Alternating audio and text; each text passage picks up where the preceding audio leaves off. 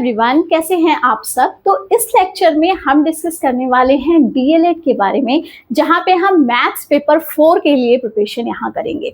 और सबसे पहली बात मैं आपको बता दूं कि अभी तक किसी भी तरीके की एग्जाम की डेट फाइनल नहीं हुई है, तो इसलिए आपके पास थोड़ा बहुत टाइम है। हम कह सकते हैं कि सितंबर पूरा है हमारे पास। अगर एग्जाम अर्लीस्ट भी हुए तब भी आपके सितंबर लास्ट या फिर अक्टूबर में ही जाएंगे, राइट।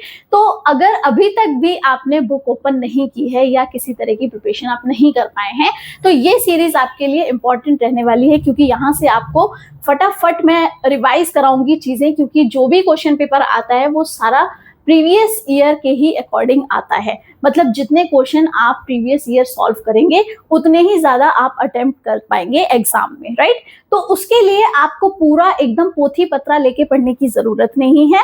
आपको सिर्फ प्रीवियस ईयर क्वेश्चन सॉल्व करने हैं, उनमें जो कॉन्सेप्ट आए हैं उनको देखना है, क्योंकि डिजिट्स तो चेंज हो सकते हैं बट कॉन्सेप्ट चेंज नहीं होगा, राइट। तो यहाँ पे हम डिस्कस करेंगे हमारा मैथ्स पेपर 4 जो यूपी डीएलएड के लिए है, राइट। और उसका भी प्रीवियस ईयर क्वेश्चन पेपर कौन सा वाला, 2024 वाला।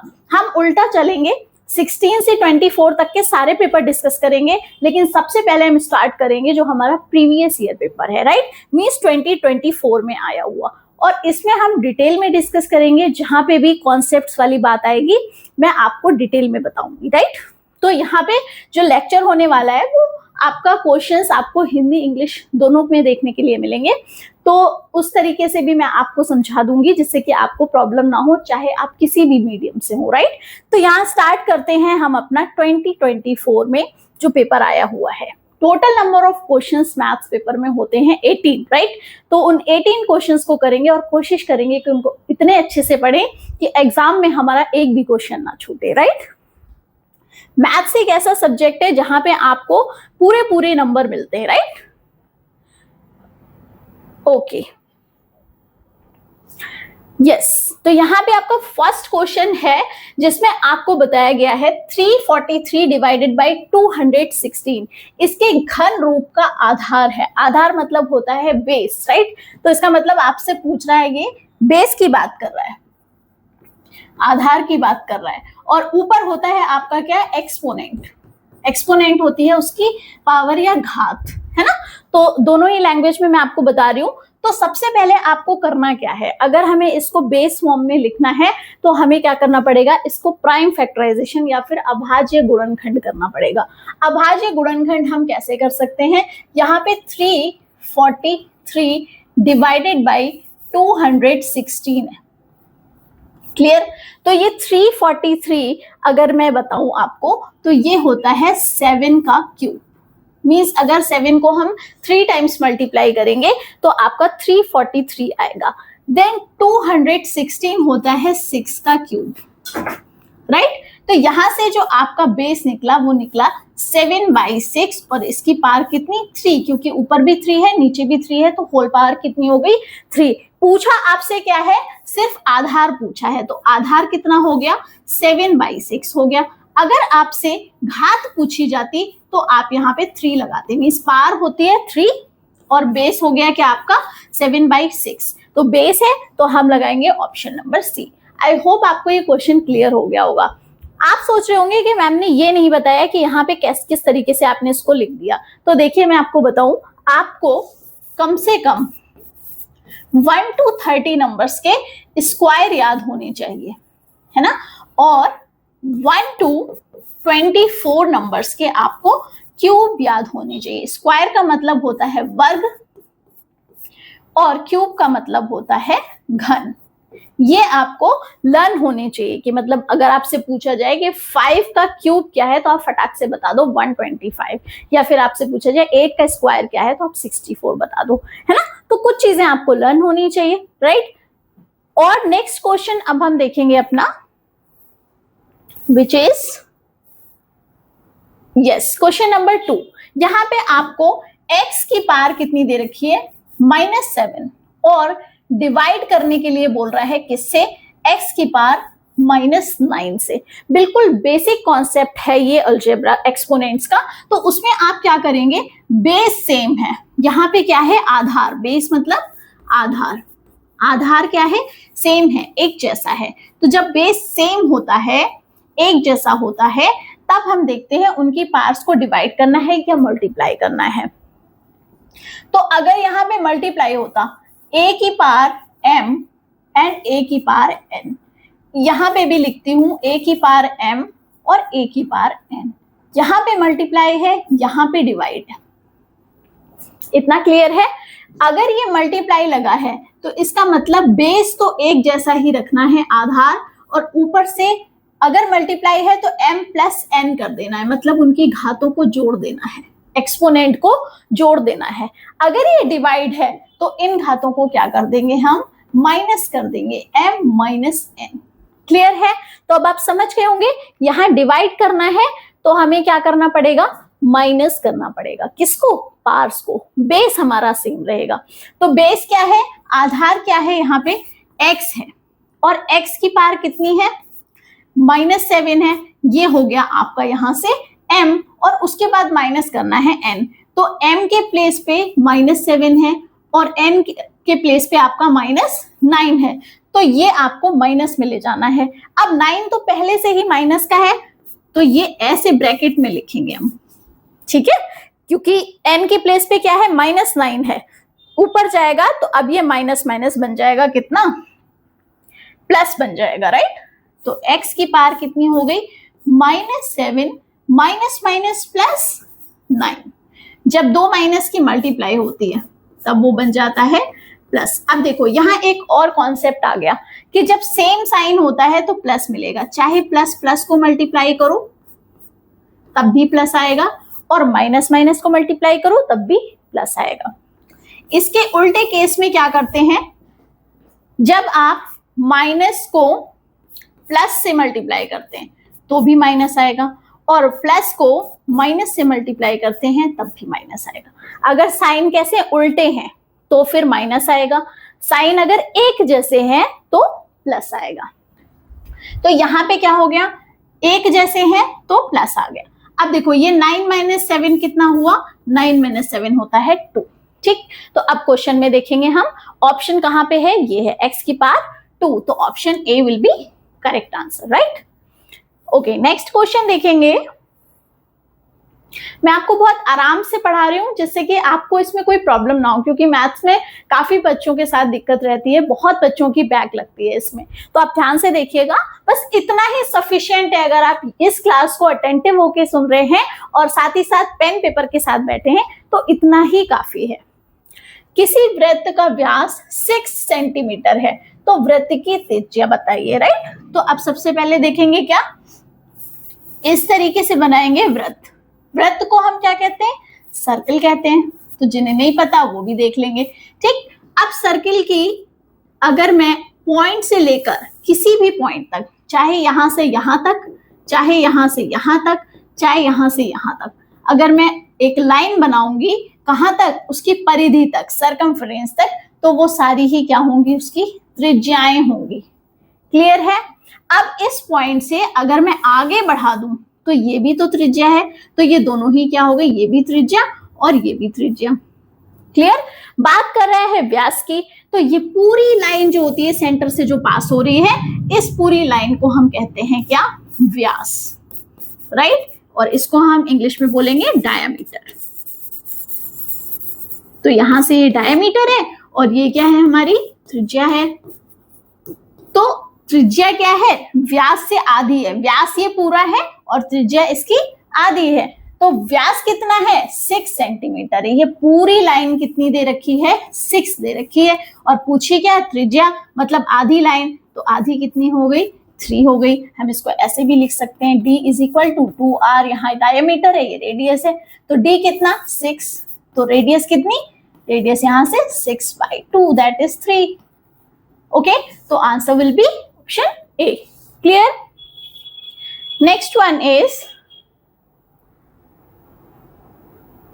यस, घड़ी की मिनट की सुई 12 पर तथा घंटे की सुई 2 पर है। इसका मतलब कितना टाइम हो रहा है, जो ये बात बोल रहा है क्वेश्चन में, उसके अकॉर्डिंग कितना टाइम हो रहा है। कह रहा है घड़ी की मिनट की सुई 12 पे। मिनट की सुई कैसी होती है, बड़ी होती है, राइट, ये 12 पे है। और घंटे वाली सुई किस पे, 2 पे, ये छोटी वाली होती है ना, ये 1 आएगा आपका, ये 2 आएगा, 3 4 5 एंड बीच में 6, ऐसे तो चलते हैं। तो यहाँ पे आपसे पूछ रहा है कि एंगल कितना होगा, कोण पूछा, ये वाला कोण। तो पहले हमें पता होना चाहिए कि एक सर्किल के अंदर कितना कोण बनता है। तो पूरे सर्किल के अंदर कितना कोण बनेगा, 360 डिग्री बनेगा। ठीक है, अब 360 डिग्री इस पूरे क्लॉक का जो है वो कोण है, एंगल है। तो नंबर्स के बीच का कैसे निकालेंगे, तो यहाँ पे टोटल नंबर्स कितने हैं, 12 नंबर्स होते हैं। घड़ी पे आपने 13 नंबर नहीं देखा, 14 नहीं देखा, कितने होते हैं, 12 होते हैं। तो 360 डिवाइडेड बाई 12 दैट इज 30। इसका मतलब हर एक आपके नंबर के बीच में कितना एंगल है, 30 एंगल है। मतलब 12 से 1 के बीच में भी 30 है ना, 2 से 3 के भी बीच में 30 है, राइट। जब सब में ही 30 है तो 12 से 2 के बीच इन सुइयों का एंगल कितना बना, 12 से 1 30 और 1 से 2 भी 30, तो 30 कितना हो गया, 60 डिग्री। आप इसको ऐसे भी लिख सकते हैं, ठीक है, ओके। नेक्स्ट वन इज 6 और 44 का मध्यानुपाती होगा। तो मध्यानुपाती हम कैसे निकालते हैं, ये हम ऐसे निकालते हैं, a by B is equal to B by C. ये b जो है ये यहाँ पे मध्यानुपाती है, तो अगर मैं इसकी मल्टीप्लाई कर दूं तो ये बनेगा क्या, AC is equal to B square, है ना। अब यहाँ पे क्या है, हमारे पास a है और c है, इसके बीच का टर्म पूछा, ये a है ये b है, हमें हमें b वाला टर्म चाहिए, ये a था और ये था हमारा क्या, c, ओके, बीच का टर्म चाहिए। a c के बीच में क्या आता है, b आता है ना, b चाहिए।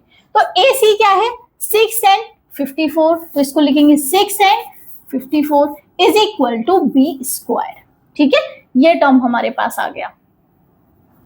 अब इसको सॉल्व करेंगे, तो आप इसको ऐसे ही रहने दीजिए, आप 6 लिखिए और 54 को ब्रेक करेंगे, किसमें ब्रेक करेंगे, ये होता है आपके 9 के टेबल में आता है 6 इंटू 9, ओके। इसमें हमें कोई प्रॉब्लम नहीं है, क्यों मल्टीप्लाई करने के चक्कर में जाना है। तो यहां से देखो, ये 6 इंटू 6 है और ये 3 इंटू 3, राइट, तो ये हो गया आपका बी स्क्वायर। अब ध्यान से देखो, बी स्क्वायर को मैं बी इंटू बी लिख सकती हूँ, है ना, तो ये अगर हो गया क्या, b इंटू बी। तो एक b की वैल्यू कैसे निकलेगी, एक b की वैल्यू ऐसे निकलेगी, इसका भी पेयर बना दो। यहां हमने दोनों में से एक लिया तो इन दोनों में से भी एक ले लेंगे और इन दोनों में से भी एक ले लेंगे, तो ये कितना बन गया, ये बन गया 18। और अगर आपको मल्टीप्लाई करना है तो मल्टीप्लाई करके आ जाएगा 324, है ना, और ये होगा किसके इक्वल, ये होगा b स्क्वायर के इक्वल। तो b की वैल्यू कैसे निकालेंगे, अंडर रूट 324। ये भी आपको पता होना चाहिए कि ये 18 का स्क्वायर है। स्क्वायर याद करना बहुत ही जरूरी है, स्क्वायर एंड क्यूब्स, क्योंकि क्वेश्चंस नंबर सिस्टम पे इस पे बहुत आते हैं, राइट, तो ये आपको पता होना चाहिए। तो आंसर आपका क्या आ गया, 18।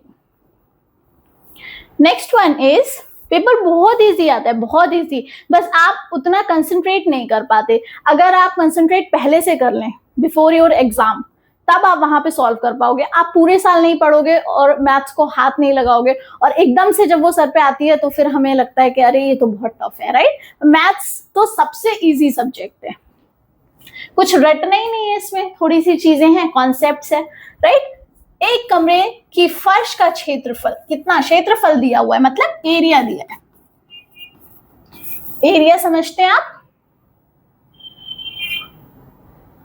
एरिया समझते हैं आप, एरिया क्या होता है, एरिया होता है लंबाई गुणा चौड़ाई, ठीक है। अगर मैं एक रेक्टेंगल या आयत की बात करूं तो एरिया कितना हो गया आपका, लेंथ इंटू ब्रेथ, ये लेंथ है और ये ब्रेथ है।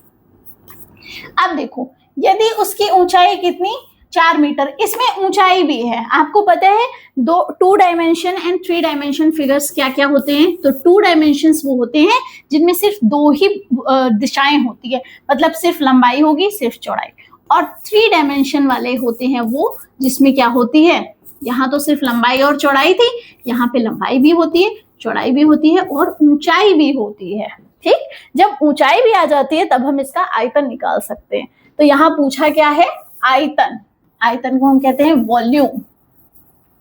अब वॉल्यूम क्या है, तो वॉल्यूम क्या होता है, L into B into H. But focus करो क्वेश्चन पे, यहाँ पे हाइट दे रखी है आपको 4, तो हाइट तो रख दी। अब आप दिक्कत करोगे कि लेंथ और ब्रेथ कहाँ है मैम, ये तो है ही नहीं यहाँ पे, ना लंबाई है ना चौड़ाई है। तो भाई लंबाई चौड़ाई मिला के ही तो क्या बनता है उसका क्षेत्रफल, तो हम डायरेक्ट इसकी जगह एरिया रख सकते हैं, और एरिया कितना है 12, तो इन दोनों को मिला के हम लिख देंगे 12। ओके, तो यहाँ पे आपका जो वॉल्यूम आ गया वो क्या आ गया 48 मीटर क्यूब। आपको यूनिट याद रखनी है, अगर आप यूनिट नहीं लगाएंगे तो आपके क्वेश्चन में आपका रॉन्ग कर दिया जाएगा, उस पर आपको मार्क्स नहीं मिलेंगे। क्यों नहीं मिलेंगे, क्योंकि देखो यहाँ पे जो भी एरिया है इसमें दो आपकी लेंथ को क्या किया जा रहा है, मल्टीप्लाई किया जा रहा है। तो लंबाई हमेशा हम मीटर किलोमीटर में लेते हैं, तो 1 मीटर, दूसरा मीटर क्या बना मीटर स्क्वायर, इसी को हम वर्ग मीटर भी बोलते हैं, है ना, वर्ग मीटर। यहाँ पे भी क्या है वर्ग मीटर, देखो उसने यूनिट लगाई तो हमें भी लगानी है ना। और यहाँ पे हाइट भी किसमें दी है मीटर में, तो 2 मीटर तो ये हो गए, ये वर्ग मीटर का मतलब मीटर स्क्वायर, और इसका मतलब भी मीटर। जब इन दोनों की भी मल्टीप्लाई करेंगे तो एक्सपोनेंट वाले रूल से, जो मैंने अभी आपको बताया था इससे पहले कि m की पावर 2 और m की पावर यहाँ कितनी 1, तो मिला के कितनी हो गई m की पावर 3 हो गई। मल्टीप्लाई होता है तो पार्ट्स ऐड हो जाते हैं। तो यहाँ पे भी आपको वॉल्यूम का कैसे निकालना है, मीटर क्यूब या घन मीटर, इसी को हम बोलते हैं क्या, घन मीटर। क्लियर है? Okay, next question is, yes देखो ध्यान से देखो, यहाँ पे आपको क्या करना है, इसको फैक्टराइज करना है, गुणनखंड निकालने हैं, इसके फैक्टर निकालने हैं, ठीक है, फैक्टर्स निकालने हैं। तो मैं आपको डिस्कस भी कर चुकी हूँ ये चीज, जब मैंने सेमेस्टर 2 के लिए बनाई थी वीडियोस, अगर आपने उसको ध्यान से देखा हो तो देखा होगा, अगर तब तो आप कर ही लोगे, है ना। तो यहाँ देखो ये टर्म है, मैंने आपको बताया था कि ये 3 घर हैं, ठीक है, एक ये है घर, एक दूसरा ये वाला है, और एक ये वाला है। ये गोलू है, ये भोलू है, और ये टीलू है, ठीक है, गोलू भोलू टीलू, ठीक है, 3 लोग हैं। तो अब ध्यान से देखो, यहाँ पे क्या करना है, ये वाला नंबर और ये वाला नंबर ध्यान से देखेंगे, इनका साइन क्या है, पहले तो इसका साइन देखेंगे, इसमें हमें क्या करनी है, लड़ाई करा देनी है घरों की। तो सबसे पहले क्या, ये देखो, ये गोलू और ये टीलू, ये दोनों आपस में लड़ गए, इनकी क्या हो गई, लड़ाई हो गई। तो लड़ाई कैसे कराते हैं, क्रॉस करके कराते हैं। तो 12 की 1 से लड़ाई करा दो, कितना आया 12, राइट। अब बीच में किसका साइन है, माइनस का, तो डिपेंड करेगा कि ये जो बीच वाला बंदा है उससे लास्ट वाले बंदे की कैसी बन रही है। तो क्योंकि ये निगेटिव है, इसलिए यहाँ पे साइन कौन सा चाहिए हमें, माइनस का चाहिए। Negative sign shows negativity, right, तो ये माइनस का साइन चाहिए, माइनस का साइन चाहिए। मतलब इस तरीके से 12 को हमें ब्रेक करना है कि दोनों को क्या करें, सब्ट्रैक्ट कर दें, तो कौन सा नंबर आ जाए, भोलू वाला, बीच वाला नंबर आ जाए, ठीक है। तो देखो 12 के फैक्टर्स हम कैसे निकालते हैं, या तो 2 into 6 कर देंगे, है ना, या फिर हम क्या करेंगे 3 into 4 करेंगे। इसी 2 तरीके से हम कर सकते हैं, या फिर 1 into 12 कर देंगे। ये 3 तरीके हैं जिससे हम 12 को क्या करेंगे, ब्रेक करेंगे, ठीक। साइन माइनस का है, इसलिए तीनों को सब्ट्रैक्ट कर देंगे। 12 में से 1 जाएगा, कितना बचेगा 12, 6 में से 2 जाएगा, कितना बचेगा 4, एंड 4 में से 3 जाएगा तो कितना बचेगा 1। ध्यान से देखो y के पास कौन सा नंबर है, y के पास कोई नंबर नहीं है, मतलब 1 है। यहाँ पे कोई नंबर नहीं है, कितना है 1, तो हम कौन सा वाला उठाएंगे, हम ये वाला उठाएंगे, ठीक है। हमने कौन सा उठाया, लास्ट 1 उठाया। तो यहाँ से हमारे पास 3 and 4 आ गया, मतलब जब 3 and 4 को माइनस करेंगे तो मिलेगा क्या 1। बस यहीं पे थी सारी कहानी गोलू भोलू वाली, राइट। अब इसको इरेज कर देते हैं, ठीक है। 12 के हमें 2 ऐसे फैक्टर मिल गए जिनको सब्ट्रैक्ट करने पे क्या आया, जिनको सब्ट्रैक्ट करने पे 1 आ रहा है। तो इसका मतलब अब इसको ऐसे ही लिख दो, 12y² ऐसे लिख दो। माइनस का साइन एज इट इज लगाना है, जो साइन दिया होता है वो आपको एज इट इज लगाना है, उसको छेड़ना नहीं है, राइट। उसके बाद इस y का हमने क्या कर देना है, y को लिख देना है 4 - 3, 4 - 3, ओके, और y एज इट इज। ठीक है, y ऐसे ही रखना है और y के साथ जो नंबर है, कौन सा नंबर है, 1 है, यहाँ कोई नहीं है, इसका मतलब यहाँ 1 है, तो 1 को क्या लिख देना है, 4 - 3 n - 1। ओके, अब यहाँ पे 12y² माइनस, यहाँ पे हो गया आपका 4 - 3 है तो 4y - 4y, क्योंकि माइनस की मल्टीप्लाई इससे, फिर माइनस की मल्टीप्लाई -3 से, तो हो जाएगा +3y। मैंने अभी अभी आपको बताया था कि माइनस माइनस करेंगे तो प्लस आएगा, माइनस प्लस करेंगे तो माइनस आएगा, देन -1। यहाँ पे क्या कॉमन है, यहाँ पे 4 कॉमन है, y कॉमन है, तो बचेगा क्या, 3y - 1। ठीक है, इधर क्या कॉमन है, तो कुछ भी कॉमन नहीं है, तो +1 ले लेंगे, है ना, क्या बना, 3y - 1।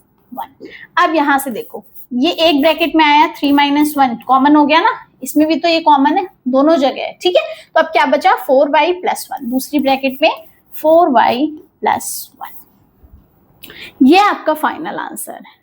क्या आंसर है, 3y - 1 and 4y + 1। I hope आपको ये कहानी समझ आ गई होगी। पहले आपको इन दोनों की क्या करा देनी है, लड़ाई करा देनी है, पहले की और तीसरे की। उसके बाद देखना है कि दूसरे तीसरे के बीच में क्या रिलेशन है। अगर लड़ाई है तब आपको माइनस करना है, और अगर क्या है, यहाँ पे प्लस साइन है, लास्ट में क्या है, प्लस साइन है, तब क्या कर देंगे, उनको ऐड करके देखते हैं। जैसे यहाँ 4 - 3 था, फिर हम देखेंगे 4 + 3 कितना हुआ। ठीक है, क्लियर, तो आंसर हो गया आपका ये। Next one is, yes, log वाले क्वेश्चन आएंगे आपके एग्जाम में, इंपॉर्टेंट है ये और बहुत इजी है। ठीक है, बिलीव मी, बहुत इजी है। तो यहाँ पे ये क्या दिया हुआ है, log a और इसकी part 2 x + 3 is equal to log a and 64। तो 64 को भी हम किस में लिख सकते हैं, फिलहाल देखो यहाँ 2 की पार में था, तो यहाँ पे भी 2 की पार में लिखना पड़ेगा। log a हम क्या कर देंगे, हटा देंगे, क्योंकि बेस क्या है, सेम है। तो आपको क्या करना है, सिर्फ पार्स ले लेनी है, ये ले लेना है और ये ले लेना है। क्या बना आपके पास, 2 की पार x + 3। ओके, यहाँ पे क्या बना आपका, 2 की पार। अब जल्दी से बताइए कि 64 को हम कैसे लिख सकते हैं। तो आपको पता है 2 की पार 6 होता है कितना, 64। क्लियर, ये आपको पता होना चाहिए। अब यहाँ पे क्या आ गया आपका, 6 आ गया, तो ये हो गया x + 3 इज इक्वल टू 6। देखो मैंने यहाँ पे भी बेस सेम किए, यहाँ पे भी 2 है, यहाँ पे भी 2 है, इसको भी हटा दो, इसको भी हटा दो, क्या बचा है, x + 3 एंड 6। तो यहाँ से x की वैल्यू क्या निकली, 6 - 3, 3 उधर जाता है तो माइनस हो जाएगा, कितना बना, 3। क्लियर है, तो आपको यहाँ से किसकी वैल्यू पता लग गई, ये आपको पता लग गई किसकी, लॉग की वैल्यू। ठीक है, लॉग की नहीं, x की value, right. Okay, next question देखेंगे विच इज, हाँ जी, अब देखो सेट थ्योरी, ये 8th स्टैंडर्ड में हम पढ़ते थे, है ना। हम जब 8th स्टैंडर्ड में थे तब हमने ये थ्योरीज पढ़ी थी। आजकल तो सिलेबस से ये सेट थ्योरी रिमूव कर दी गई है, पर आपसे क्वेश्चन पूछा जा रहा है इसका कि समुच्चय, या इसको बोलते हैं सेट, क्या दिया हुआ है, a की वैल्यू दी है और यहाँ पे b की वैल्यू, ऐसे लिखो। ठीक है, ये b की वैल्यू है। आपसे क्या पूछा, a इंटरसेक्शन b। इंटरसेक्शन का मतलब होता है कि आपको कॉमन निकालना है, इस उल्टे u का मतलब होता है कॉमन निकालना है, जो कॉमन है, जो दोनों में, जो किसमें है, दोनों में है। ढूंढो दोनों में क्या है, फटाफट ढूंढो। हाँ जी, देखो यहाँ 2 3 4 5 और यहाँ 4 5 6 8, तो 5 इसमें भी है, 4 इसमें भी है, इसमें भी है, इसमें भी है, राइट। तो आपका आंसर क्या हो जाएगा, ये हो जाएगा आपका 4, 5। This is your answer. ठीक है, समझ आया आपको। अगर आपसे ऐसे पूछता A यूनियन B, तब आप कैसे निकालते, इसका मतलब है जो दोनों के सारे आपको एलिमेंट्स यहाँ ले लेने हैं। मतलब कौन कौन से, 2 3 4 5, 2 3 4 5, और इसमें क्या है 4 5 6 8। तो 4 5 को दोबारा नहीं लिखेंगे, 6 8 लिख देंगे, ये इसमें भी है और ये इसमें भी है ना। तो अगर यूनियन पूछा जाए तो आप ये निकाल सकते हैं, ये भी एग्जाम में पूछा जा सकता है, इंपॉर्टेंट है इसलिए मैं बता रही हूँ। Clear, okay. Next one is 2 से 20 तक की विषम संख्याएं। विषम मतलब होता है आपका ऑड नंबर्स। इनका क्या निकालना है, समांतर माध्य निकालना है। समांतर माध्य हम कैसे निकालते थे, समांतर माध्य हम ऐसे निकालते थे, एवरेज कैसे निकालते हैं, सम ऑफ ऑल ऑब्जर्वेशंस। अब इसको हिंदी में मैं कैसे बताऊं, अभी बताती हूँ, ठीक है, divided by number of observations.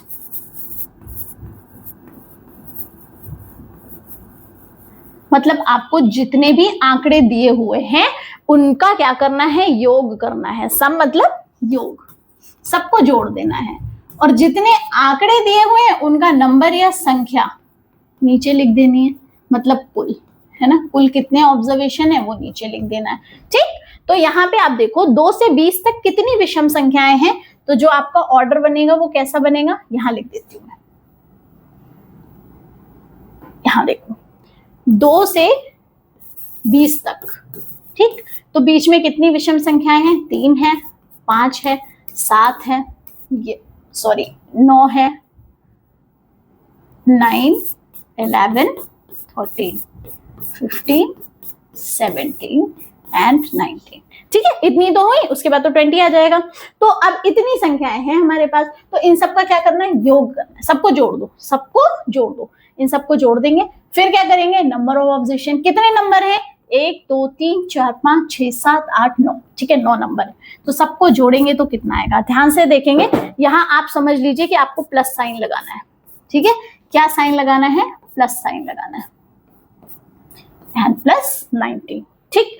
तो कितना हुआ आपके पास, 5 and 3 कितना होता है, 8 होता है, 8 and 7 कितना होता है, 15 होता है। 15 यहां तक हो गया, 15 ये भी है हमारे पास, मिला के कितना बन गया, 30 बन गया।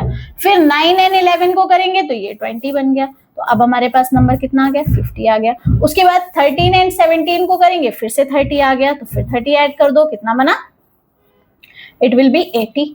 80 में फिर से क्या ऐड कर दो, 19 ऐड कर दो, तो ये कितना बना, 99 बना। कितना बना, 99। हमने क्या कर दिया, हमने सबको क्या करा, ऐड कर दिया 2 से 20 तक की जितनी ऑड नंबर से विषम संख्याएं थे। कुल कितने नंबर थे, अभी हमने काउंट किया था 9 थे, तो यहां से अगर मैं इसको उड़ा दूं तो बचेगा कितना, 11। ये हो गया हमारा समांतर माध्य।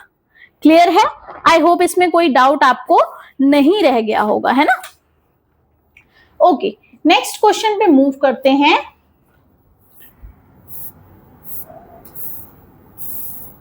यस, हाँ जी, बहुत इजी क्वेश्चन है, और ये आपका सिंपल इंटरेस्ट से या साधारण ब्याज से है, ठीक है। चक्रवृद्धि ब्याज टचवुड नहीं पूछा गया है ना, वो थोड़ा सा टफ होता है। साधारण ब्याज तो बहुत ही क्या होता है, साधारण होता है, राइट। तो यहाँ पे हमें फॉर्मूला बस पता होना चाहिए, साधारण ब्याज या सिंपल इंटरेस्ट क्या होता है। प्राइमरी टीचर बनना चाहते हैं तभी तो आप डीएलएड कर रहे हैं ना, तो प्राइमरी टीचर याद रखेंगे, पीआरटी बोलते हैं ना प्राइमरी टीचर को, तो ये ट्रिक है याद करने की, ठीक। PRT divided by 100। ओके, अब देखो यहां से आपको क्या दिया, रुपए इतने, बैंक में जाते हैं ना, और हम ये सेविंग, ये हमारी सेविंग है, ठीक है, 70,000, तो इसको बोलेंगे हम प्रिंसिपल अमाउंट या फिर मूलधन, है ना। और इस पे हमें क्या मिलेगा, ब्याज मिलेगा। कुछ पैसे हैं आपने सेव किए बैंक में, तो बैंक आपको उस पे क्या देगा, इंटरेस्ट लेगा। इसी तरीके से जब हमें किसी चीज की जरूरत होती है, आजकल इतनी सारी ईएमआईज बनती है ना, तभी तो हम फटाफट कोई भी चीज परचेज कर लेते हैं, क्योंकि हमें पता है हम इंस्टॉलमेंट देते रहेंगे, है ना। बट उस पे कुछ ना कुछ क्या लगता है, इंटरेस्ट लगता है, ज्यादा अमाउंट देना पड़ता है ना। तो यहाँ पे सिंपल इंटरेस्ट किस पे लगता है, मूलधन पे, है ना, मूलधन पे मिलेगा क्या, ब्याज। और कितनी रेट है, ये दर है 12%। जैसे अगर मैं बात करूं कि 1000 रुपए हैं, ठीक है, और आपने 1000 रुपए दिए, और एक साल बाद बैंक आपको क्या कहेगा कि आपको 10% मिलेगा इस पे ब्याज। हालांकि इतना ज्यादा मिलता नहीं है, पर बता रही हूँ कि आपको कितना मिलेगा, 10% मिलेगा। तो इसका 10% कितना हुआ, इसका 10% कितना हुआ, 100 रुपीज होगा। इसका मतलब साल के एंड में आपके पास 1000 नहीं 1100 रुपए होंगे, ठीक है। तो ब्याज हमें क्या मिल जाएगा अगर हम पैसे जोड़ के रखेंगे, ठीक। तो P कितना है, P है हमारे पास 70,000। रेट ऑफ इंटरेस्ट क्या है, 12% है। टाइम कितना है, 5 साल के लिए। ये कितने साल के लिए रख रहा है, 5 साल के लिए। देखो मैंने यहाँ 1 साल की बात की थी, 1 साल पे हमें 1100 मिले, 5 साल पे हमें कितने मिलेंगे, ये आप कमेंट में करके बताएंगे, इससे मुझे लगेगा कि आप इसको सिंसियरली देख रहे हैं ना। अब यहाँ पे 0 से 0 कैंसिल आउट कर दो और कितना बचा आपका, 12 5 होता है 60, तो 700 इंटू 60 बना आपका कितना, हाँ 42। समझ आया आपको? अगर आपने 70,000 रुपए 12% वार्षिक ब्याज की दर से 5 साल के लिए जमा किए तो आपके पास में कितना अमाउंट आ जाएगा, आपके पास में आ जाएगा 42,000 रुपए। ये इसका ब्याज बनेगा, ठीक है, कितना, 42,000 रुपए। कोई प्रॉब्लम इस क्वेश्चन में? आई होप नहीं होगी। नेक्स्ट क्वेश्चन इज राइट, ये आपका सिंप्लीफिकेशन का क्वेश्चन है, ठीक है, इसको अच्छे से देखेंगे क्या बोल रहा है ये क्वेश्चन में। हाँ, यहां देखो, सबसे पहले ये देखना है कि ब्रैकेट्स कौन कौन सी हैं। तो सबसे पहले हम छोटी ब्रैकेट सॉल्व करते हैं, फिर ये सेकेंड नंबर वाली, उसके बाद में ये सबसे बड़ी वाली। तो यहाँ पे छोटी छोटी ब्रैकेट पहले देखेंगे। यहाँ पे क्या है, 4 5 20 और 20 की पावर कितनी दी है, -2, प्लस यहाँ पे है 1/10 और इसकी पावर कितनी दी है, 2 दी है। देन ब्रैकेट आपकी क्या है, क्लोज है। यहाँ पे सिर्फ 2 ब्रैकेट दिए हुए हैं, एक ये एक ये। पहले ये सॉल्व करेंगे फिर ये सॉल्व करेंगे और साथ में क्या है, +3/4। अब देखो 20 की पावर -2 का क्या मतलब है, देखो अगर a की पावर -2 है तो हम उसको क्या लिख सकते हैं, 1/a की पावर 2। मतलब नीचे जाते ही ये पावर क्या हो जाती है, प्लस में हो जाती है। तो यहां से आप कर सकते हो 1/20 की पावर कितनी, 2, राइट, प्लस 1/10 की पावर भी कितनी है, 2 है, और ब्रैकेट कैसी है, क्लोज है।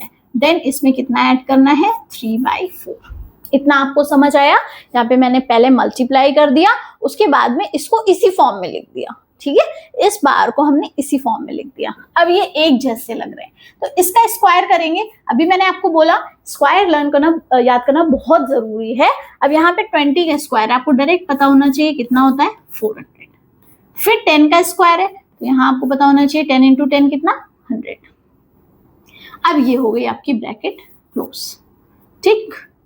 यहाँ +3/4 एज इट इज है ना।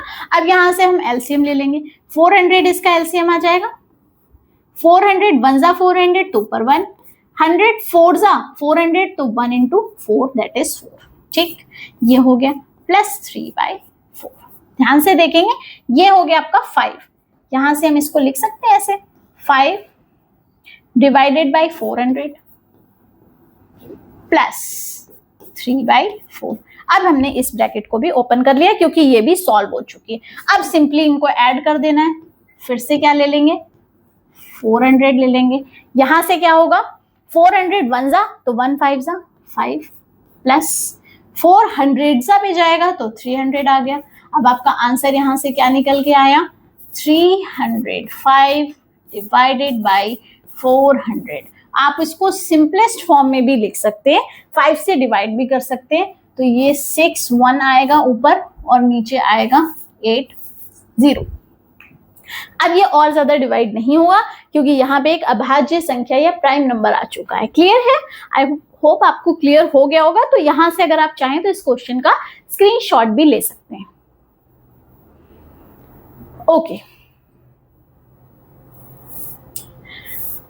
अब हम नेक्स्ट क्वेश्चन देखते हैं जिसमें हमें क्या निकालना है, माध्यिका निकालनी है। ठीक है, क्या निकालनी है, माध्यिका। आपको लेटर्स तो दिख रहे होंगे। हाँ, यहाँ पे देखो 10 से स्टार्ट है तो क्वेश्चन नंबर 13, 10 12 8 9। तो माध्यिका निकालना हो या फिर रेंज या परास निकालना हो, दोनों के लिए देखो हमने ये चीजें पढ़ ली हैं। मीन पढ़ा, मीडियन पढ़ा, मोड एंड रेंज। क्लियर? तो मीन आपका क्या होता है, जब हम एवरेज निकालते हैं, मतलब ये हो गया आपका माध्य, ठीक। और ये हो गई आपकी क्या, माध्यिका। माध्यिका। मोड हो गया बहुलक, जो बार बार आता है उसको बहुलक बोलते हैं। रेंज हो गया आपका परास। देखो मैंने हिंदी इंग्लिश दोनों में बता दिया है, ठीक। ओके, समझ आया? यहां क्या पूछा है, माध्यिका पूछिए। जब तक आप माध्यिका और रेंज को बड़े से छोटे में या असेंडिंग ऑर्डर में, आरोही या अवरोही क्रम में अरेंज नहीं करेंगे तब तक क्वेश्चन आपका गलत हो जाएगा। तो सबसे पहले इनको क्या करना है, हमें अरेंज करना है। सबसे छोटा पहले ले लेती हूँ, आप सबसे बड़ा भी पहले ले सकते हैं, बट फिर बड़े से छोटे पे चलना पड़ेगा या छोटे से बड़े पे। मैं छोटे से बड़ा लेती हूँ। यहाँ पे 8 9, तो सबसे पहला है 8, फिर है 9, फिर है 10, और 10 कितने बार है ध्यान से देखिए, एक 10 ये है, एक 10 ये, 2 बार है तो हमें 2 ही बार लिखना है, उसको छोड़ना नहीं है। फिर आपका आ गया 10 के बाद में 12 नहीं 11, ठीक है 11, देन आ गया आपका 12, देन आ गया 13, तो ये भी हो गया, ये भी हो गया, ये भी हो गया, ये भी हो गया, कोई भी टर्म छोड़ना नहीं है। और ये 20 और 22, इसके बाद 20 एंड देन ये आपके सारे नंबर्स हो गए, 9 है टोटल, ठीक। अब ध्यान से देखेंगे, नहीं ये है अभी 19 रह गया, ठीक है, मेरे से ही मिस्टेक हो गई, कोई बात नहीं, हम यहाँ लिख देते हैं। 13 के बाद में आएगा आपका कौन सा, 19, फिर 20 एंड देन 22। तो मैंने आपको एक वीडियो जिसमें हमने सारे मीन मीडियन वगैरह डिस्कस किए हुए हैं, मैंने एक ट्रिक बताई थी वहां पे, अगर आपने नहीं देखी आप देख भी सकते हैं। फिलहाल मैं यहाँ पे भी डिस्कस करती हूँ। यहाँ पे आपको क्या करना है, जब भी माध्यिका निकालना है तो आप फॉर्मूला भी रख सकते हैं और डायरेक्ट भी। पहले आपको ये देखना है कि जो आपकी नंबर दिए हुए हैं, डेटा दिया हुआ है, वो कितने नंबर्स का है। तो देखो 1 2 3 4 5 6 7 8 9 10, 10 होता है हमारा कैसा, सम संख्या, ठीक। अब यहाँ पे अगर विषम संख्या होती तब मैं बताती हूँ क्या होगा। मान लीजिए हमारे पास कुछ नंबर्स हैं 2 3 4 5 6, ठीक। अब इसमें पूछा जाए आपसे कि माध्यिका निकालिए, तो आप सीधे क्या करेंगे, बीच का नंबर उठा देते हैं, मतलब जितने नंबर ऑफ टर्म्स होते हैं उसको डिवाइड कर देंगे, ठीक है। तो यहाँ पे आपका जो कौन सा वाला टर्म निकला, ये आपका बीच वाला टर्म निकला। बट यहाँ पे आपको सम संख्या दी है तो आप बीच वाला टर्म कैसे निकालेंगे, बीच में तो आपके पास फिर 2 टर्म बचेंगे, है ना। उस केस में आपको क्या करना है, दोनों का एवरेज निकाल लेना है। क्या निकाल लेना है, दोनों का एवरेज निकाल लेना है। तो यहाँ पे जो आपकी माध्यिका बनेगी वो 11 + 12 divided by 2, that is 23 divided by 2। तो आप इसको सॉल्व करेंगे तो आएगा 1, यहाँ पे भी आएगा कितना 1, एंड पॉइंट लगाएंगे तो फिर से 1 बचेगा आपका, तो आएगा आपके पास 5, ठीक है 11.5। ये हो गई आपकी इसकी क्या, माध्यिका हो गई, क्लियर। नेक्स्ट 14 क्वेश्चन पे आएंगे हम। वह छोटी से छोटी संख्या ज्ञात कीजिए जिसमें 6075 से गुणा करने पर क्या बन जाए, गुणनफल पूर्ण वर्ग बन जाए। फिर से वही क्वेश्चन आ गया आपका कौन सा, स्क्वायर वाला। इसीलिए मैं आपसे बार बार कह रही हूँ आपको स्क्वायर लर्न करने पड़ेंगे, ठीक। कोई बात नहीं, यहाँ पे खैर उसकी ज्यादा जरूरत नहीं है। आपको क्या करना है, इसका अभाज्य गुणनखंड निकालने हैं, मतलब प्राइम फैक्टराइजेशन। वो कैसे निकालेंगे हम, इसमें हमें क्या करना है, प्राइम फैक्टराइजेशन, ठीक। तो सबसे पहले आप यहाँ पे देख सकते हैं ये नंबर 2 से, तो 2 तो हमारा प्राइम नंबर है, बट ये नंबर ऑड है तो 2 से डिवाइड नहीं होगा, विषम है ना। तो अब 3 ले लेते हैं, 3 2 6 0, 3 2 6 एंड 3 5 15, क्लियर। फिर देखो किससे होगा, 2 2 4 और 5, अब फिर से 3 से हो जाएगा, तो 3 2 में तो जाएगा नहीं, दोनों नंबर एक साथ। यहाँ मैं कुछ नहीं कर रही हूँ, यहाँ मैं सिंपली डिवाइड कर रही हूँ, जैसे मैंने यहाँ पे ये नंबर लिखा और 3 से किया तो आया 2 6, फिर 0 है तो 0 लगा दिया, फिर 7 लिया तो 3 2 किया और 2 से आया यहाँ पे 6, फिर यहाँ से 5 ले लिया, ये 1 बचा, 3 5 तो जो ये नंबर आया है 2025 वही मैंने यहाँ बीच में लिखा है, सिंपली डिवाइड किया। अब 3 से फिर से करेंगे तो 3 6 18, फिर 2 बचा, 3 7 21 एंड 3 5 15। अगेन 3 से हो जाएगा, 3 2 6, 3 2 6 एंड 5 15। उसके बाद देखेंगे 2 2 4, अभी फिर 3 से होगा एंड 5, उसके बाद फिर से 3 से होगा, 10 लगा देंगे आप इसको 5, ठीक। फिर 5 से होगा, इसके बाद फिर से 5 से होगा।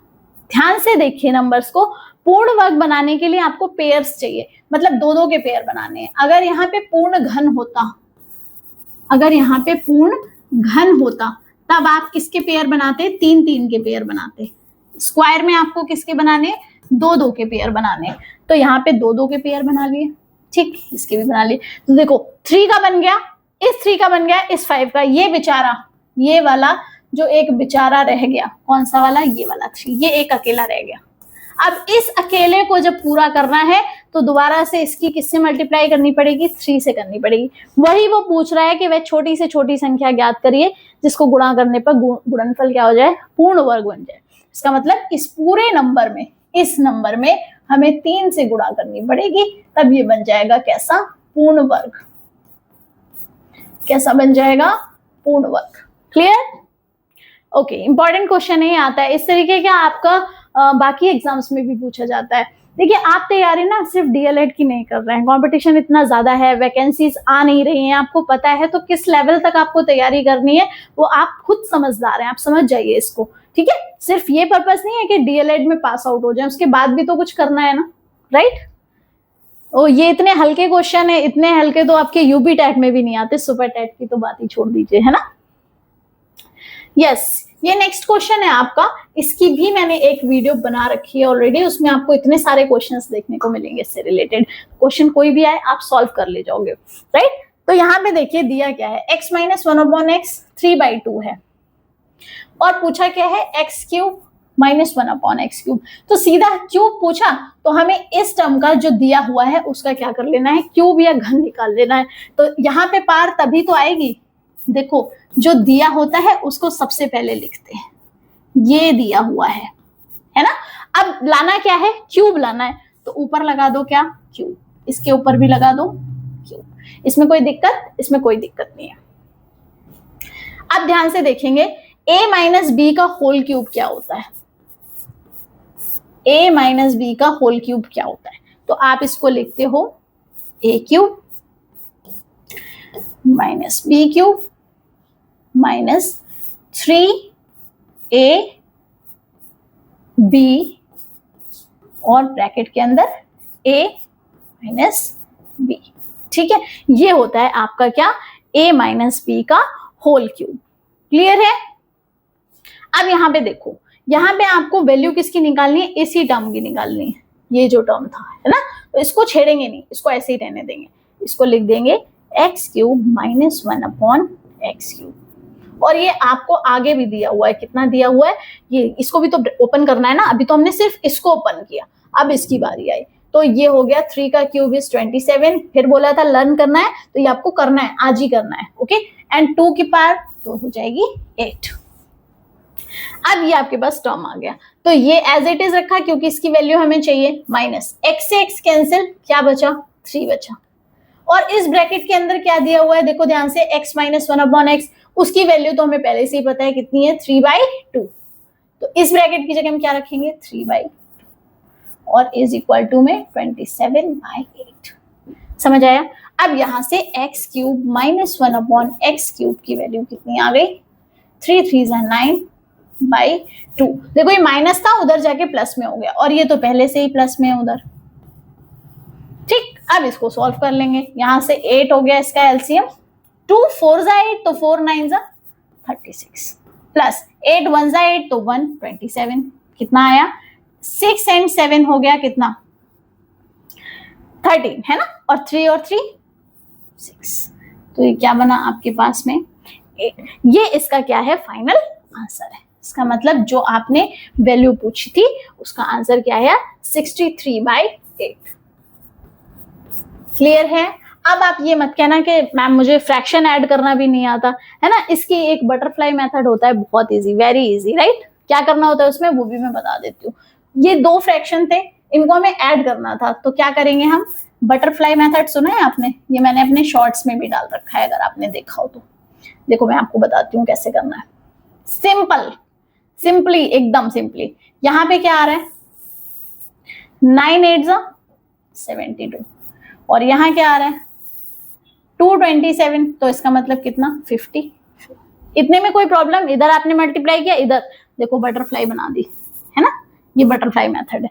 फिर क्या कर देना है, इन दोनों की मल्टीप्लाई, 2 8 कितना हुआ 16, ठीक। कैसे ऐड किया, 4 and 2 6, 7 and 5 12 डिवाइडेड बाय 16। अब आप कहोगे मैम ये तो अलग है, ये तो अलग है, फ्रैक्शन तो सेम था, तो भाई इसको सिंपलेस्ट फॉर्म में करोगे कि नहीं, है ना। तो इसको अभी डिवाइड कर सकते हैं, 2 से डिवाइड करेंगे, 2 8 जा तो नीचे आ गया 8, 2 6 जा एंड 2 3 जा तो ऊपर आ गया कितना 63, कितना बना। ओके सेम आ गया। Butterfly method is very useful. Okay इसको आपको सीखना है। नेक्स्ट इज रुपए इतने को 1/5, 1/4 और 1/3, ठीक है, रेशियो दे रखा है, इसके अनुपात में आपको क्या करना है, बांटना है। सबसे पहले रेशियो का जो भी क्वेश्चन आता है आप उसमें निकालते हैं एलसीएम। तो 5 4 3 को प्राइम नंबर्स है, इनका कॉमन फैक्टर कितना है, कॉमन फैक्टर मतलब जो आपका गुणनखंड होता है, ऐसा जो सब में हो, सब में डिवाइड करने वाला, तो ये आपका हो गया 1, इसके अंदर कुछ भी कॉमन नहीं है। तब आप क्या करोगे, ये आपका 4 है, ठीक। उस केस में आप क्या करोगे, इन सब की मल्टीप्लाई कर दोगे। नंबर्स गलत लिख दिए, कोई बात नहीं, इरेज कर देती हूँ। हाँ ये हो गया आपका 5 4 3, यही है ना रेशियो, ठीक। अब इसका पहले एलसीएम निकाल लो। एलसीएम कैसे निकालेंगे, 4 5 जा 20, 23 जा 60, निकल आया। अब 60 आ गया, तो देखो एलसीएम तो आया आपके पास क्या 60, बट पहले वाले का 1/5 का इसमें कितना शेयर है वो कैसे पता लगेगा। तो सबसे पहले आप क्या करो, उसको डिवाइड कर दो। 60 को 5 से डिवाइड किया कितना आया 12, 60 को 4 से डिवाइड किया तो कितना आया आपका 15, 60 को 3 से डिवाइड किया कितना आया 20। इन सबको जोड़ दो, इन सबको जोड़ के क्या आया आपके पास में 47, राइट। ये आपको निकालना जरूरी है। आपको क्या करना है, पहले एलसीएम निकालना है, फिर उसी एलसीएम से इन तीनों नंबर्स को डिवाइड कर दो, ठीक है। ऐसे 1/5 इंटू 60, 1/4 इंटू 60 एंड 1/3 इंटू 60, ये मिला के आपके पास क्या बना 12 बना, 15 बना एंड 20 बना। फिर इनको क्या करना है, हमको ऐड कर लेना है, कितना आ गया 47। अब किसका आपको निकालना था, आपको पहले 1/5 का, तो इसका कितना बनेगा, ये बनेगा आपके पास में कितना 47, कितने में से 12, ठीक है। आपका 12 पार्ट है ना, तो 12 में से 47 पहले वाले का है, दूसरा पार्ट जो आपका आएगा वो आएगा 15 में से 47, है ना, और तीसरा पार्ट जो आपका आएगा वो कितना आएगा 20 में से 47। ये पार्ट हो गए आपके, ये आपने पार्ट निकाल लिए। अब देखो डिवाइड, ये मल्टीप्लाई किससे करना है, क्योंकि इतने रुपए ना इतने में सबको देना है, ठीक है। तो अब 7050 यहाँ रहेगा, यहाँ पे भी 7050 रहेगा और यहाँ पे भी 7050, ठीक। ये इनके पार्ट निकला है, कितना कितना पार्ट का मतलब इनका हिस्सा कितना है एक तरीके से, राइट। तो अब आप जब इसको डिवाइड करेंगे तो 47 डायरेक्टली आपका जो है वो कितने टाइम्स पे जाएगा, ये आपका 15 टाइम्स पे जा रहा है, ठीक है, डायरेक्ट। तो अब आप 12 को 15 से मल्टीप्लाई करेंगे, उसके बाद में यहाँ पे भी आप क्या करेंगे 15 को 15 से मल्टीप्लाई करेंगे, 150 टाइम्स जाएगा, ओके। हाँ 150 टाइम्स, ओके। अब यहाँ पे देखो 47 को फिर से डिवाइड करेंगे तो ये भी 150, तो आप इसको मल्टीप्लाई करेंगे तो बनेगा आपका 15, यस 15 नहीं 20 है ना, 20 है यहाँ पे शेयर इंटू 150। तो अब आप फटाफट शेयर निकाल सकते हैं। 15 2 जा कितना हो गया 30 और उसके बाद में कितने 0, 2 0, सिंपल। 15 15 जा, मैंने आपको बताया था स्क्वायर याद करने हैं हर हालत में, तो 15 का स्क्वायर कितना होता है 225 और साथ में कितने 0, 1 0, ठीक। अब यहाँ पे देखो 12 एंड 15 की मल्टीप्लाई करेंगे तो आएगा 180, 1 0 और लगा दो, तो ये हो गया उनका शेयर। अब इन सबको सम करेंगे ना तो कितना आएगा 0 5 and 8 and 2 is 10 and 3 2 1 and 1 it will be 7। देखो वही अमाउंट वापस आ गया 7050। ये सिर्फ मैंने आपको इसलिए बताया जिससे आपको पता लगे इस तरह से शेयर हम निकालते हैं। कैसे निकालते हैं, सबसे पहले रेशियो है, उसमें जो डिनोमिनेटर्स हैं नीचे वाले हैं उनका क्या ले लेना है आपको, उनका एलसीएम लेना है, लघुत्तम समापवर्त। उसके बाद में क्या करना है, डिवाइड कर देना है उसी से 5 को, ठीक है, फिर 4 को, फिर 3 को, तो जो शेयर निकलेगा उसको टोटल करना है। टोटल में से 12 पार्ट इसका, दूसरे वाले का 15, तीसरे वाले का 20, ओके। नेक्स्ट वन इज लोहे के घनाभ के आकार के टुकड़े आकार की लंबाई 75 ठीक है सेंटीमीटर, चौड़ाई 15 सेंटीमीटर एंड ऊंचाई 5 सेंटीमीटर है। इसमें 15 सेंटीमीटर लंबे, 3 सेंटीमीटर चौड़े और 1 सेंटीमीटर ऊंचे कितने गुटके बनाए जा सकते हैं? ध्यान से देखेंगे। लोहे का घनाभ, घनाभ कैसा होता है? घनाभ ऐसा होता है, ठीक है, इस तरीके का, ये लो इस तरीके का। अब ये घनाभ है और इसमें लंबाई कितनी है? 75, तो मार्क करेंगे 75। यहाँ 15 सेंटीमीटर चौड़ाई है तो चौड़ाई ले लेंगे 15 सेंटीमीटर। ऊंचाई कितनी है? 5 सेंटीमीटर, है ना। 3 डायमेंशन फिगर है इसमें, इसलिए लेंथ भी है, ब्रेथ भी है एंड हाइट या ऊंचाई भी है। ओके, अब ध्यान से देखो क्या कह रहा है कि इसमें कितने गुटके बनाए जा सकते हैं। इसके अंदर आपको क्या करना है? इसके अंदर छोटे छोटे छोटे छोटे आपको पीसेस निकालने हैं और उन पीसेस का साइज क्या होना चाहिए? देखो ध्यान से, 15 सेंटीमीटर, 3 सेंटीमीटर और 1 सेंटीमीटर, ये साइज दे दिया। सिंपल फॉर्मूला है जब इस तरीके का क्वेश्चन आएगा कि आपको एक दीवार में टाइलें लगानी है, ठीक है, आपको दीवार की डायमेंशंस दे देंगे LB और आपसे कह देंगे टाइलों का साइज ये है ना। अब इसमें कितने टाइल्स लगाने होंगे, तो जैसे ही ये वाले क्वेश्चन आएंगे कितने टाइल्स, कितनी ईंटें, कितने गुटके, तब आप सिंपल फॉर्मूला याद रखेंगे। आप कहेंगे गुटकों की संख्या या नंबर ऑफ पीसेस या नंबर ऑफ टाइल्स, मैं यहाँ पे ऐसे भी लिख रही हूँ, ठीक है, नंबर ऑफ टाइल्स कितने हो गई। सिंपली आपको बड़े वाले में से छोटा वाला डिवाइड कर देना है। तो बड़े वाले का साइज क्या है? 75, 15 एंड 5। छोटा वाला क्या है? यह है आपके पास में 15, 3 एंड 1। सिंपल हो गया। इसके बाद में आपको सॉल्व करना है। 15 से 15 कैंसिल, राइट, 3 से ये कैंसिल, तो कितना आया? 25। अब आपको सिंपली क्या करना है? मल्टीप्लाई कर देनी है। क्या करना है? मल्टीप्लाई करनी है। किसकी? 25 एंड 5 की। देखो ऐसे आपका आंसर आ गया कितना? 125। तो जितने गुटकों की संख्या है वो कितनी आ गई? 125। इतने गुटके आप क्या कर सकते हैं? लगा सकते हैं। क्लियर है? सिंपल था क्वेश्चन, बिल्कुल। ऐसा कोई भी क्वेश्चन आएगा बिल्कुल कंफ्यूज नहीं होना, ऊपर वाले से नीचे वाले को सिंपली डिवाइड कर देना। Clear? Next one is, this is our last question. 18 question आते हैं ना आपके एग्जाम में, तो ये लास्ट क्वेश्चन है। ये कह रहा है कि इसमें इसको डिवाइड कर दो, ठीक है। तो बहुत इजी होता है, बस थोड़ा सा ध्यान से देखना कैसे सॉल्व करते हैं। डिवाइड आप कैसे करते थे? ऐसे डिवाइड करते थे हमेशा। जैसे 15 को 3 से डिवाइड करो तो 5 जा क्या आता था? 15। क्लियर? अब इसके कुछ रूल्स है, मैं बता देती हूँ। तो यहाँ पे है x² प्लस 7x प्लस 14 और डिवाइड किससे करना है? x प्लस 3 से डिवाइड करना है। ठीक, यहाँ पे मैं आपका आंसर लिखूंगी। तो देखो लाना क्या है? x² है क्या? x। तो अगर मैं इसमें एक x की गुणा कर दूं तो आ जाएगा, तो चलो x से गुणा कर देते हैं। अब इस x प्लस 3 की जब x से गुणा करी तो पहले क्या आया? x² प्लस दोबारा क्या आया? 3x। ओके, तो आ गया आपका x² प्लस 3x। सिंपल है ना? अब डिवाइड कर दो, सिंपल डिवाइड। अब 7 माइनस 3 कितना हो गया? 4x। ठीक, और ये यहाँ पे माइनस करना है।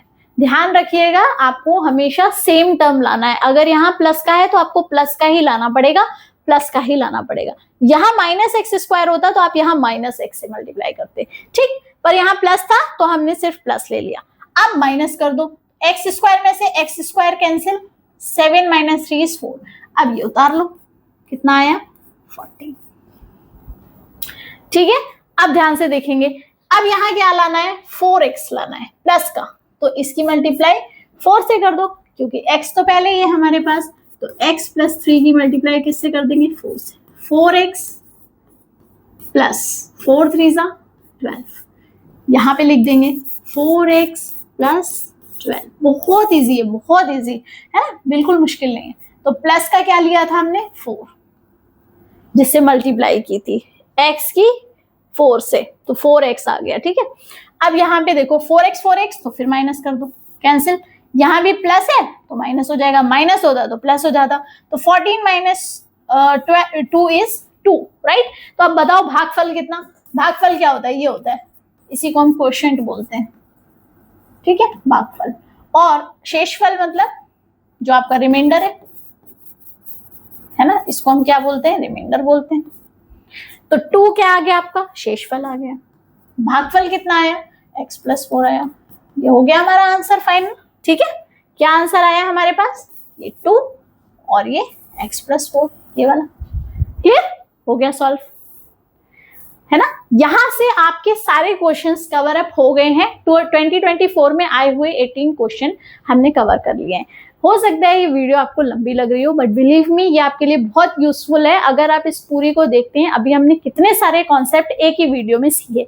आप सोचिए आपको इसी तरीके से आपको 8 या 9 पेपर आपको सॉल्व करने के लिए मिलेंगे। 23 का, 22 का, 21 का, जितने पेपर्स आए हैं 2016 से लेकर, ठीक है, 2016 से लेकर कहां तक के, 2024 तक, और सारे फुल डिस्कशन के साथ होंगे। इसके बाद भी अगर आपको और डिटेल में वीडियो देखनी है तब आप उस पे जाइए जहां पे मैंने CTET के लिए मैथ्स की प्लेलिस्ट बना रखी है, वहां पे भी आपको एज इट इज कॉन्सेप्ट मिलेंगे। वहां पे भी नहीं जाना है तो आप DLED की जो प्लेलिस्ट बना रखी है मैंने, वहां पे भी देख सकते हैं। बहुत इजी मेथड से आपको सारी चीजें डिटेल में कराई हुई है। Okay, so thank you. अगर आपने पूरी वीडियो देखी है तो it means a lot for me. Okay, thank you so much, keep learning, keep watching.